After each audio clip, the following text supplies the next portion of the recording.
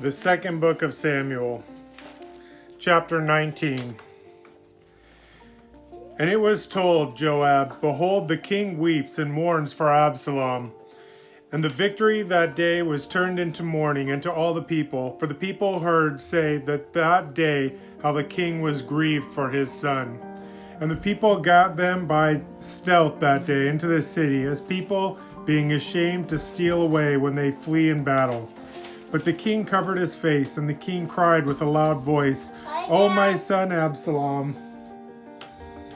O Absalom, my son, my son. And Joab came unto the house of the king, and said, Thou hast shamed this day the faces of all thy servants, which this day has saved thy life, and the lives of the sons and thy daughters, and the lives of thy wives, and the lives of thy concubines. In that thou loved thine enemies, and hated thy friends. For thou hast declared this day that thou regardest neither princes nor servants. For this day I perceive that if Absalom had lived, and all we had died this day, then it had pleased me well. Now therefore arise, go forth and speak comfortably unto thy servants. For I swear by the Lord, if thou go not forth, there will not wait one with thee this night. And that will be worse unto thee than all the evil that befall thee from thy youth until now. Then the king arose and sat in the gate, and they told unto all the people, saying, Behold, the king does sit in the gate. And all the people came before the king, for Israel had fled every man unto his tent. And all the people were at strife throughout all the tribe of Israel, saying, The king saved us out of the hand of our enemies, and he delivered us out of the hands of the Philistines. And now he has fled out of the land for Absalom. And Absalom, whom we anointed over us, is dead in battle. Now therefore why speak you not a word of bringing the king back? And King David sent to Zadok and to Abiathar the priest, saying, Speak unto the elders of Judah, saying, Why are you the last to bring the king back to his house, seeing the speech of all Israel is come to the king, even to his house? You are my brethren, you are my bones and my flesh. Wherefore then are you the last to bring back the king? And say you to Amasa, Art thou not of my bone and of my flesh? God do so to me, and more also, if there shall not be captain of the host before me continually in the room of Joab. And he bowed the heart of all men of Judah, even as the heart of one man, so that they sent his word unto the king, Return thou and all thy servants. So the king returned and came to Jordan, and Judah came to Gilgal to go to meet the king, to conduct the king over Jordan. And Sheba the son of Gera, a Benjamite, which was of Berium, hasted and came down with the men of Judah to meet King David. And there were 1,000 men of Benjamin with him, and Ziba the servant of the house of Saul, and his 15 sons and his 20 servants with him. And they went over Jordan before the king. And there went over a ferry boat to carry over the king's household, and to do what he thought good. And Sheba the son of Gera fell down before the king, as he was come over Jordan, and said unto the king, Let not my lord impute iniquity into me, neither do thou remember that which thy servant did previously the day that my lord the king went out of Jerusalem, that the king should take it to his heart. For thy servant does know that I have sinned.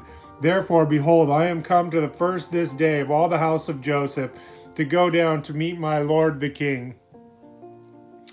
But Abishai the son of Zerah answered and said, Shall not Shimei be put to death for this, because he cursed the Lord's anointed? And David said, What have I to do with you, you sons of Zerah, that you should this day be adversaries unto me? Shall there any man be put to death this day in Israel?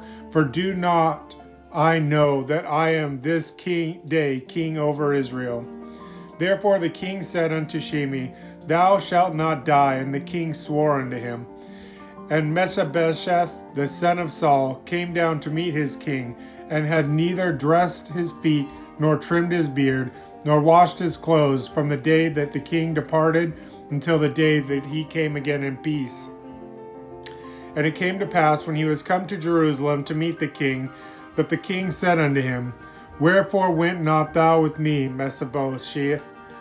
And he answered, My lord, O king, my servant deceived me. For thy servant said, I will saddle me a donkey, that I may ride thereon, and go to the king, because thy servant is lame. And he has slandered thy servant unto my lord the king. But my lord the king is an angel of God. Do therefore what is good in thine eyes. For all of my father's house were but dead men before my lord the king. Yet didn't thou set thy servant among them that did eat at thine own table? What right, therefore, have I yet to cry any more unto a king? And the king said unto him, Why speakst thou any more of thy matters? I have said, Thou and Sheba divide the land. And Mephibosheth said unto the king, Yes, let him take all, for as much as my lord the king is come again in peace unto his own house.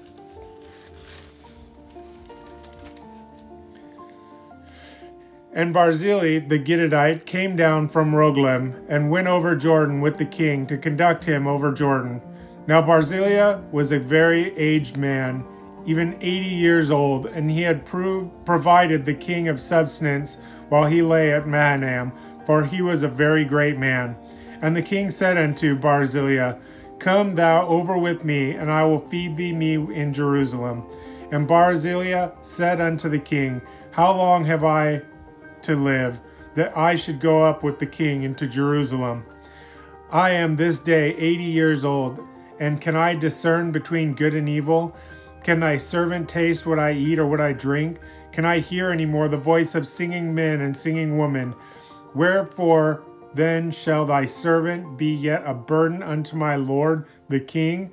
Thy servant will go a little way over Jordan with the king, and why should the king recompense it with me such a reward? Let thy servant, I pray thee, turn back again, that I may die in mine own city, and be buried by the grave of my father and my mother. But behold, thy servant Chimham, let him go over with the lord the king, and do to him what shall seem good unto thee.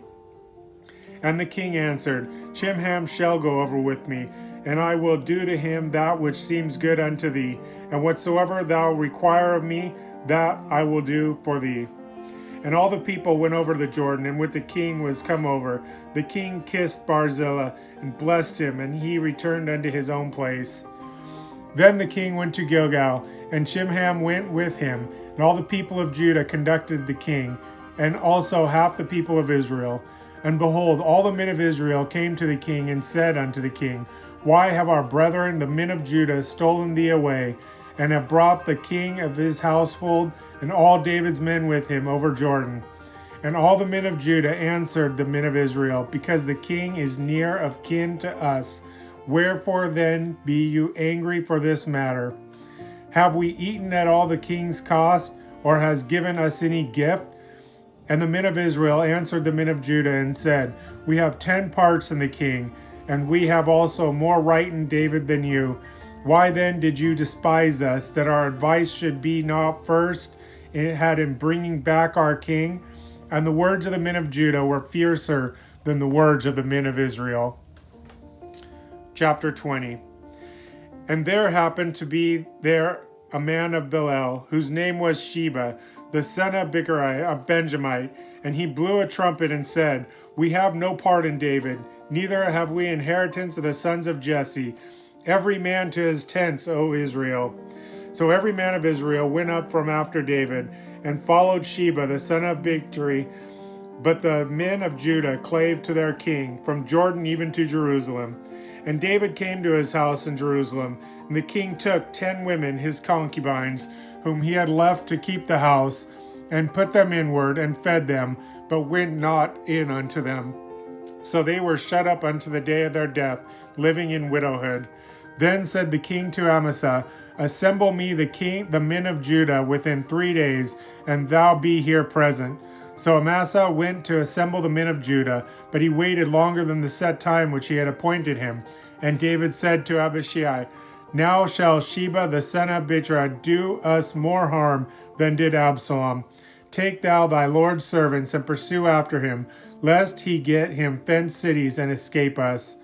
And there went out after him Joab's men, and of the Cherethites, and the Pelethites, and all the mighty men, and they went out of Jerusalem to pursue after Sheba, the son of Bichri. When they were at the great stone which is in Gibeon, Amasa went before them, and Joab's garment that he had put on was girdled unto him, and upon it a girdle with his sword fastened upon his loins, and the sheath thereof, and as he went forth it fell out. And Joab said to Amasa, Art thou in health, my brother? And Joab took Amasa by the beard with his right hand to kiss him. But Amasa took no heed to the sword that was in Joab's hand. So he smote him therewith in the fifth rib, and shut out his bowels to the ground, and struck him not again, and he died. So Joab and Abishai his brother pursued after Sheba, the son of Bichri. And one of Joab's men stood by him and said, He that favors Joab, and he that is for David, let him go after Joab. And Amasa wallowed in blood in the midst of the highway. And when the man saw that all the people stood still, he removed Amasa out of the highway into the field, and cast a cloth upon him, when he saw that everyone that came by him stood still. When he was removed out of the highway, all the people went on after Joab to pursue after Sheba, the son of Bichri. And he went through all the tribes of Israel unto Abel, and unto Beth Maachah, and all the Beeratites, and they were all gathered together, and went also after him. And they came and besieged him in Abel of Beth Maachah, and they cast up a bank against the city, and it stood in the trench. And all the people that were with Joab battered the wall to throw it down. Then cried a wise woman out of the city, Hear, hear, say, I pray you, unto Joab, Come near hither, that I may speak thee a while. And when he was come near unto her, the woman said, Art thou Joab? And he answered, I am he. Then she said unto him, Hear the words of thine handmaid. And he answered, I do hear. Then she spoke, saying, They were wont to speak in old times, saying, They shall surely ask counsel at Abel. And so they ended the matter. I am one of them that are peaceful and faithful in Israel. Thou seekst to destroy a city and mother in Israel. Why wilt thou swallow up the inheritance of the Lord? And Joab answered and said, far be it from me that I should swallow up or destroy. The matter is not so, but a man of Mount Ephraim, Sheba the son of Birch by name, has lifted up his hand against the king, even against David. Deliver him only, and I will depart from the city. And the woman said unto Joab, Behold, his head shall be thrown over the wall to thee. And the woman went unto all the people in her wisdom, and they cut off the head of Sheba the son of Birchi, and cast it out to Joab. And he blew a trumpet, and they retired from the city, every man to his tent.